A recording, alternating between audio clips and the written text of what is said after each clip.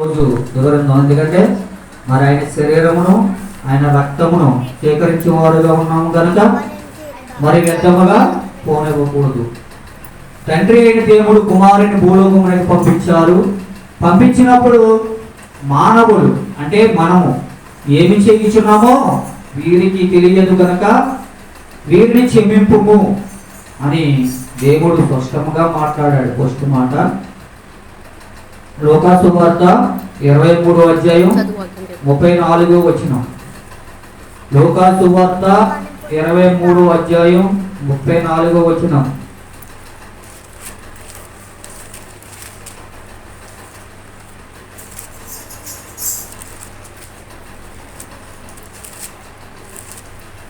యేసు తండ్రి వీరు ఏమి చేయించున్నారో వీరు ఎరగరు గనుక వీరిని క్షమించుమని చెప్పాను. ఎవరిని క్షమించమన్నారు? యేసుక్రీస్తు ప్రభుల వారిని, సిలువ వేస్తున్న వారిని.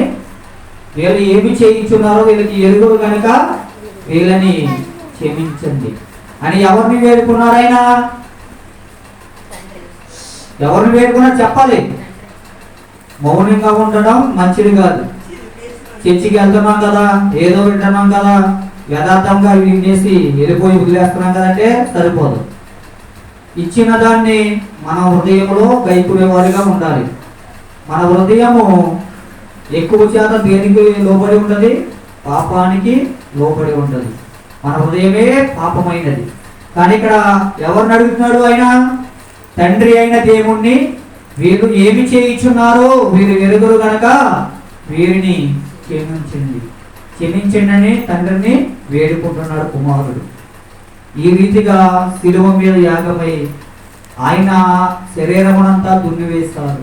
మనం ఒక స్థలాన్ని దున్నినప్పుడు నాగలిపై సాలు పెట్టి ఏ రీతిగా దున్నితే ఆ గాడి విడుస్తుందో ఆయన శరీరం అంతా కూడా అదే రీతిగా విరవబడింది, నలగొట్టబడ్డాడు. శిలువ యాగమైపోయారు. మనము చేసిన పాపముల కొరకు, అపరాధముల కొరకు, మనము చేసిన పాపాల కొరకే ఆయన ఆ కలవరిగిరిలో మరణించడం జరిగింది. మానవ జీవితంలో మనము ఆ రీతిగా ఉన్నామా? దేవుడు పలికిన మాట మనము పలుకువారిలాగా ఉంటామా? దేవుడు తండ్రి అయిన దేవుణ్ణి కుమారుడు ఆ రీతిగా అడిగాడే, ఎవరన్నా మీ మీద గొడవ వచ్చినప్పుడు మీరు ఏ రీతిగా ఉంటారు? మనం జ్ఞానం చేసుకోవాల్సిన వారమై ఉన్నాం. ఆయనే అంతలా తగ్గించుకుని వీరు ఏమి చేయించున్నారో వీళ్ళు ఎరుగురు కనుక వీళ్ళని క్షమింపుము అని దేవుడు ఆ రోజు మాట్లాడడం జరిగింది. ఏ రోజు? ఆ కలవరిగిరి కొండపైన, ఆ గోలతా కొండపైన సిలువ వేసేటప్పుడు మాట్లాడిన మాట.